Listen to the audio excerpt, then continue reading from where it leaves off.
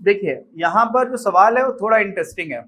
इसमें क्या बोला जा रहा है कि कोई भिन्न है, मान लेते हैं कि x बटे y भिन्न है, और अंश और हर दोनों में, सवाल आपको दिख रहा है स्क्रीन पर, है ना, अंश और हर दोनों में अगर आप दो दो जोड़ देते हो, क्या जोड़ देते हो, यानी कि क्या किया आपने, x में 2 जोड़ दिया और y में 2 जोड़ दिया, तो आपको मिल जाता है 9 बटे 11। इसका मतलब आप सोचेंगे अरे ये तो बड़ा आसान है, ये 7 बटे 9 हो गया, ऐसा आप सोच सकते हो ना, यहीं पे गड़बड़ी कर दोगे।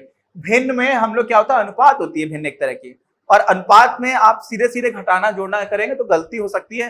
एक ही उत्तर सिर्फ ये दिया जाए तब तो ये चल भी जाएगा, लेकिन साथ में एक और चीज दे रखी है। क्या दे रखी है कि अगर 2 की जगह आप 3 जोड़ देते हो, कितना कर देते हो, ध्यान से सुनना, x धन 3 y धन 3, तो ये जो मान है वो क्या निकल के आ जाता है, ये निकल कर क्या जाता है आपका 5 बटे 6।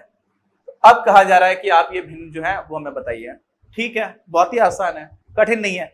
गलती अगर आपने पहले यहां पे कर नहीं की तो फिर कुछ भी नहीं है। यहां पर ये समझना कि डायरेक्टली भिन्न में हम सीधे सीधे जोड़ना घटाने वाला काम नहीं करेंगे, है ना, क्यों, क्योंकि अनुपात होता है। अनुपात में क्या हो जाता है यार, 1/2 को आप 2/4 भी तो लिख सकते हो। अब मान लीजिए आपने बोला कि दोनों से एक एक घटाओगे तो आपको कितना मिल रहा है, यहां से एक घटा दोगे तो क्या हो जाएगा, 2 में से एक घटाओगे, इसमें से भी एक घटाओगे तो आपको मिल जाएगा 1/3, है ना। लेकिन 2/4 की जगह अगर मान लीजिए 4/8 होता, मान तो इसका भी 1/2 है, लेकिन इससे आप अगर एक एक घटाते तो कितना जाता, एक यहां से घटाया एक यहां से घटाया तो आपको मिल जाता 3/7। तो एक बार आपको 3/7 मिल रहा है, एक बार 1/3 मिल रहा है, दोनों अलग अलग है। ये क्यों हो रहा है, क्यों हो रहा है, ये समझिए, ये इसलिए हो रहा है यार क्योंकि 1/3 जो है ना वो तब आया जब आपने 1/2 को 2/4 के रूप में लिखा, लेकिन साथ में इसको अलग तरह से भी तो लिखा जा सकता है 4/8 के रूप में, और दोनों से जब आप एक एक घटा रहे हो तो 3/7 हो जा रहा है, समझे। इसलिए भिन्न में थोड़ा सा सावधानी बरतते हुए, कॉन्सेप्ट समझ में आएगा आपको भिन्न का तो फिर गलती नहीं होगी, है ना। ये हो गया, इसी को हम लोग यहाँ पे लिख देते हैं अच्छे से, क्या लिख देते हैं, x धन 3 बटे y धन 3, ये किसके बराबर हो गया, 5/6। अब क्या कर दीजिए, कोई बात नहीं, ये इसका इधर गुणा कर दीजिए, इसका इधर गुणा कर दीजिए, देखिए मिल जाएगा आपको, क्या मिल जाएगा, सॉल्यूशन मिल जाएगा। कैसे, सॉल्यूशन नहीं मिलेगा, समीकरण बन जाएंगे। देखिए मैं इधर कर देता हूं, इसी चीज को यहां पे कर देता हूं, समझ रहे हैं आप, तीनों ही मार्कर इंक कम हो गई है तो इससे करता हूं, मैं ब्लू से करता हूं। देखिए 11 से इसमें गुणा करेंगे तो हो जाएगा 11x धन 22, इसका इधर गुणा किया और इसका जो गुणा इधर कर दिया। अब इसका इधर मत लाओ क्योंकि हमें तो समीकरण बनाना है, इसको भिन्न बनानी नहीं है, इसलिए नीचे वाले का गुणा आप ऊपर कर दो, यही रखो, लेकिन ये ऐसे कर दो, इधर का नीचे इधर ले आए, इधर का इधर ले गए, तो ये क्या हो जाएगा, ये हो जाएगा 9y धन 18। एक समीकरण आपको ये मिला, इसी को अच्छी तरह से लिख देते फिर समीकरण का नाम देंगे, तो क्या हो जाएगा 11x ऋण 9y, और यहाँ पे 22 है, यहाँ पे 18 है, तो इधर ले आओगे 18 को तो क्या हो जाएगा धन 4 बराबर 0। आया समझ में, नहीं आया, देखो यार ये है y धन 2, इधर ले जाओगे तो 9y धन 18 हो जाएगा, हो गया, इसको इधर लाओगे 11x और 22 हो जाएगा, हो गया। अब 11x इधर है, 9y को इधर ले आए, 22 में से 18 घटाओगे तो 4 आ जाएगा, हो गया, आ गया। अब क्या करते हैं, इसमें देखिए 6 से गुणा करेंगे तो हो जाएगा 6x प्लस 18 बराबर 5y प्लस 15, है ना। तो आ जाएगा यहां से 6x माइनस 5y, और इससे घटा दीजिए तो क्या हो जाएगा धन 3 बराबर 0। ये दो आपको समीकरण मिल गए। प्रतिस्थापन विधि से करना है, एक जगह से x दूसरे के टर्म्स में निकाल लो, यहां निकाल लेते हैं, आसान दिख रहा है ना। आसान करो, क्यों करोगे, आसान क्यों दिख रहा है, कैलकुलेशन कम है यार, यहाँ 11 9 यहाँ पे 6 और 5 है, कोई बहुत अंतर नहीं है, लेकिन हमेशा आसान रास्ता देखो ना, दिमाग लगा करके कि कौन सा रास्ता आसान है। यहां से क्या करेंगे, ये हो जाएगा 6x बराबर 5y माइनस 3, तो x बराबर क्या हो जाएगा 5y माइनस 3/6। आ गया कि नहीं आ गया। अब इसी x के मान को हम ऊपर वाले में रख देंगे, दूसरे से निकाला था ना, जिससे आप निकाल लो आप उसी में रखोगे तो आपको फिर से वही चीज मिल जाएगी, समझो। अच्छा ये भी समझाते हैं, ये भी हम लोगों ने अभी तक किया नहीं है ना कुछ नया करते रहो। अब आपने क्या किया गलती से, ये वाला जो x का मान था कौन सा, ये वाला, ये किससे निकाला, दूसरे समीकरण से निकाला। अब दूसरे ही समीकरण में रख दो, फिर से दूसरे ही समीकरण में रख दो, देखो क्या होता है, कुछ नहीं मिलेगा आपको, देखना 6x आपको जो मिलेगा उससे समझ में आ जाएगा कि वहां पर तो अभी आप करके देखो तो आपको समझ आएगा। देखिए 6x है, x क्या है, x क्या है आपका 5y माइनस 3/6 प्लस क्या निकाला हुआ है आपने, -5y + 3, ये करना है, minus 5y plus 3 is equal to 0। ये 6 से 6 काट दोगे तो आपको 5y minus 3 minus 5y plus 3 is equal to 0 मिल जाएगा। इससे ये कट जाएगा, इससे कट जाएगा, 0 बराबर 0 मिलेगा। मतलब इनफाइनाइट सॉल्यूशंस हो जाएंगे। क्यों? क्योंकि आप एक ही इक्वेशन है यार, एक ही समीकरण को हल कर दिया आपने फिर से। आप एक ही समीकरण में x और y के तो आप इनफाइनाइट मान रख करके निकाल सकते हो। कैसे? ये भी कई लोगों को समझ में नहीं आ रहा होगा। देखो ये सारी चीजें साइड की हैं। इससे क्या होता है, हमारी अंडरस्टैंडिंग बढ़ेगी। जब आप कोई अच्छा कंपटीशन दे रहे होगे, आईआईटी के लिए जाओगे, या अब तो IEEE होता नहीं है, लेकिन कोई दूसरा भी अच्छा आपको कॉलेज जाना है, बिट्स जाना है, मैं बिट्स पिलानी से हूँ, तो बिट्स पिलानी में भी आप तब जा पाओगे जब आपके कॉन्सेप्ट काफी ठीक होंगे, है ना। अगर कॉन्सेप्ट ठीक नहीं है तो आपके अच्छी रैंक नहीं आएगी, और बहुत सारे लोग कॉम्पिटिशन देते हैं। तो अभी क्या हो जाएगा, यहां पर अगर आपने जैसे x plus Y is equal to 1 है, इसके कितने सॉल्यूशन है? ये तो एक ही समीकरण, आप बोलोगे इसके क्या सॉल्यूशन है? यार इसके सॉल्यूशन वो सारे पॉइंट्स हैं जहां पर ये बात सही हो जाए।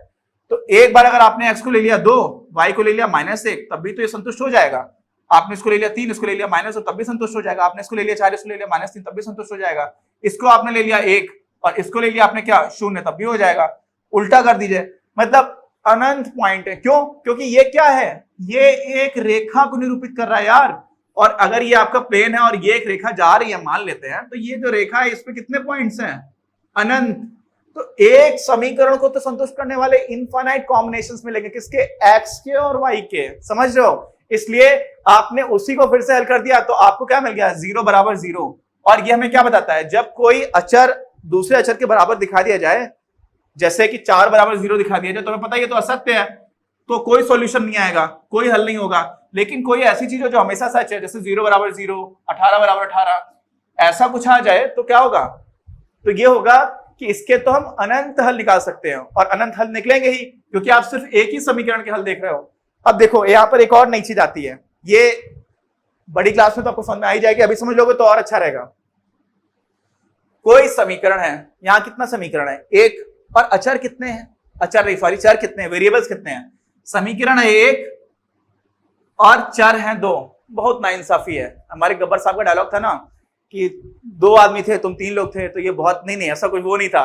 वो डायलॉग अलग था। डायलॉग था कि गोली है कुछ 6 और आदमी है 3, तो ये बहुत नाइंसाफी है। तो वो 3 गोली फायर कर देता है हवा में। शोले मूवी का सीन है। यहाँ पे क्या हो रहा होता है, यहाँ पर ऐसा है कि x और y 2 हैं चर, और इक्वेशन है एक, समीकरण 1 है, तो हमेशा अनंत हल मिलेंगे। मतलब अगर मान लीजिए 2 समीकरण हो, कितने? 2 समीकरण, और 3 आपके पास चर हो, तो भी अनंत हल मिलेंगे। अगर समीकरण कम है और चर ज्यादा है तो आपको बहुत सारे सॉल्यूशंस मिल रहे होते हैं। समझ रहे हैं? इसका मतलब जितनी आपके पास समीकरण है उतने ही अगर क्या होंगे, उतने ही अगर चर होंगे, और सारे समीकरण एक दूसरे पर आश्रित ना हो, तब आप उन सारे चरों का मान निकाल पाओगे। जिसको समझ में आ गया अच्छी बात, जिसको नहीं समझ में आया हम लोग हायर क्लासेस में ये पढ़ेंगे। तो अभी आ जाते हैं वापस लौट करके। जो हमने गलती यहाँ पे क्या की थी, गलती नहीं की थी, हम लोगों ने एक्सप्लोर करके देखा। एक्सप्लोर करना समझ रहे हैं? एक्सप्लोर करना होता है जांच पड़ताल करना, घूम फिर करके आना। जैसे आपके घर के अगल बगल में क्या है, बहुत सारे बच्चे होते हैं ना, उनको क्यूरियोसिटी होती है कि यार उस वाली गली में कभी नहीं गए, चल के देखते हैं क्या है।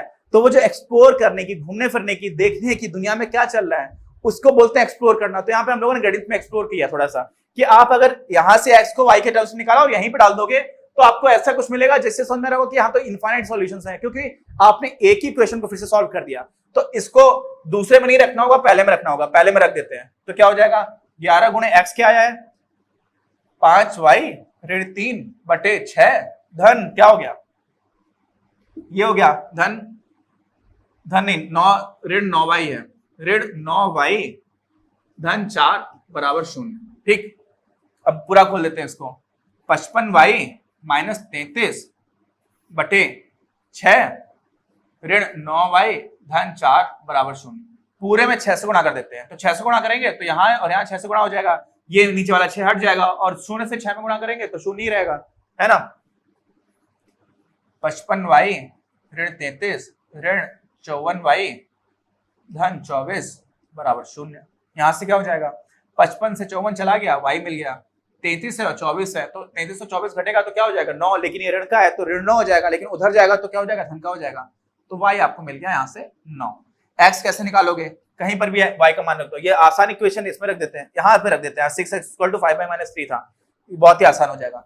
5 इंटू वाई माइनस 3। वाई की जगह 9 रख ही दिया है, 5 ने 45 में से 3 गया बचा 42, 6x है, तो x क्या हो जाएगा राजा बाबू, 6 सत्ते 42, x आ गया आपका 7, y हो गया 9। आगे बात समझ में? तो यहां से हमारा सॉल्यूशन आ गया। इसका मतलब क्या था, प्रश्न क्या था, प्रश्न क्या था, प्रश्न क्या था, प्रश्न क्या था, प्रश्न था हमारा, अच्छा भिन्न के हर, ओके अच्छा प्रश्न है ये थोड़ा सा।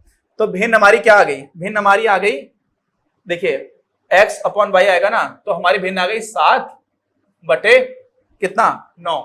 अब 7 बटे 9 में बोला जा रहा है पहले कि आपने 2 जोड़ दिया, तो 7 में आप 2 जोड़ोगे और 9 में भी 2 जोड़ोगे, तो वास्तव में जो हमने सीधे सीधे निकाल ले थे वहीं से वो वाला उत्तर गलत नहीं आया। गलत हो सकता है वो, समझ रहे हो ना, भिन्न में हमें सतर्क रहने की जरूरत होती है, लेकिन ये तो बहुत ही आसानी लोगों ने कर दिया, एकदम लोलू प्रश्न कर दिया। 9 बटे 11 आ गया। अब 7 बटे 9 में आप 3 जोड़ दोगे तो क्या हो जाएगा, समझ रहे हो जाएगा 10 बटे 12, 10 बटे 12 को आप काट दोगे तो हो जाएगा 5 बटे 6।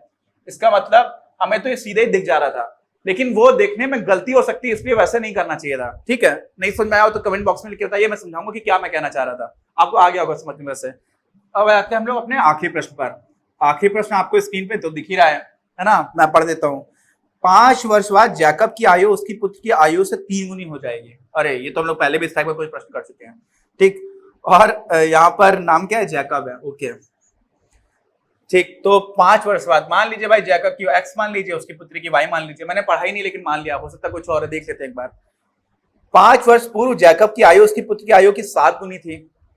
उनकी वर्तमान आयु क्या है, वर्तमान आयु मान ली जैकब की कितनी, x, और उसकी पुत्री की वर्तमान आयु मान ली 5। ये x कब है, वर्तमान है, आज के दिन है, और y उसकी पुत्री की भी आयु आज के दिन है। फिर क्या करेंगे, फिर ये करेंगे यार कि आज से 5 साल बाद जैकब की आयु हो जाएगी x 5, और बता रहे कि जो 5 साल बाद जैकब की आयु होगी वो उसकी पुत्री की आयु की 3 गुनी होगी। तो 3 गुनी आयु किसकी हो जाएगी, उसकी पुत्री की आयु की, और पुत्री की आयु 5 साल बाद क्या होगी, y 5। एक समीकरण ये मिल गया। ऐसे ही बताया जा रहा है कि आज से 5 साल पहले, तो 5 साल पहले कितनी आयु थी, आज अगर किसी की 50 है तो 5 साल पहले कितनी थी, 45। कैसे मिला, 50 से आपने 5 घटाया तो x से 5 घटा दिया। ये बताया जा रहा है कि 7 गुना थी किसकी, बेटी की आयु की, तो बेटी की आयु भी तो कम होगी क्या, वो उतनी आयु बनी रहेगी, आयु तो कम होगी ना 5 साल। ये हो गया दूसरा, इन्हीं को हल कर देना है, निकाल देते हैं। पहले इसको थोड़ा व्यवस्थित फॉर्म में लिख देते हैं, कैसे,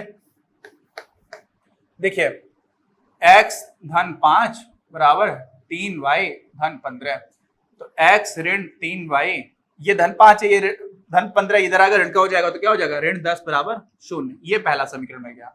दूसरा देखिए, दूसरा क्या हो जाएगा, x ऋण 5 बराबर 7y ऋण 35, है ना, हो रहा है, कोई दिक्कत है। अब क्या हो जाएगा, x ऋण 5 ऋण 7y धन 35 बराबर 0। क्या हो जाएगा, x ऋण 7y और 35 धन का है, 5 ऋण का है, तो क्या हो जाएगा, धन 30 बराबर 0। ये आपको मिल गया दूसरा समीकरण। अब ये समीकरण इनको क्या करना है, हल करना है। और कैसे हल करना है, प्रतिस्थापन विधि से, वही लिखा हुआ है वही करना है, कर देते हैं। क्या करेंगे, x को y के टर्म्स में लिख दीजिए, x बराबर 3y धन 10, कितनी आसानी से लिख गया, ठीक। इसी में इसको हम प्रतिस्थापित कर देते हैं, x के इस मान को किसमें, दूसरे समीकरण में, तो क्या हो जाएगा, x की क्या लिखोगे, 3y धन 10 लिख दोगे, लिख देते हैं यार, 3y धन 10 ऋण 7y धन 30 बराबर 0। क्या हो जाएगा, 3y है, ये 7y है, ऋण का है, तो क्या हो जाएगा, ऋण 4y बचा। ये देखिए 10 है, ये 40 है, तो यहाँ पे धन 40 बराबर 0, यानी कि ऋण 4y बराबर ऋण 40, इधर जाएगा नेगेटिव हो जाएगा, नेगेटिव कट गया, y बराबर बोले तो 10 आ गया, y 10 आ गया। x यहाँ पे रख दो, x बराबर 3 गुणे क्या हो जाएगा, x बराबर 3 गुणे y, y कितना राजा बाबू, कितना है y है 10, अभी तो निकाला, बस यही रखना है, 10 धन 10 क्या हो गया 40 x। हमारे यानी कि जैकब बाबू की उम्र आज कितनी हो गई, जैकब बाबू आज के समय है 40 वर्ष के, उनकी बेटी कितने की है, 10 वर्ष की। अच्छा करके देख लेते हैं, आज से 5 साल पहले जैकब बाबू कितने के थे, 35 के, बेटी कितने की थी, 5 की, तो देखिए 7 गुना का अनुपात है ना, 5 सत्ते 35। अच्छा 5 साल बाद कितने के हो जाएंगे, 45 के, कौन, जैकब बाबू, और बेटी कितने की हो जाएगी, 15 की, तो कितने के हो जाएंगे, 3 गुने का रहेंगे। हाँ ये भी सही है, इसका मतलब हमारा उत्तर सही है। तो हमारी एक्सरसाइज हो गई। हम लोग आगे विलोपन विधि की बात है वो हम लोगों ने पहले थोड़ी सी कर ली थी, और उसके थोड़े एग्जांपल्स देखेंगे, फिर हम लोग आगे एक्सरसाइज करेंगे। मिलेंगे अगले वीडियो में।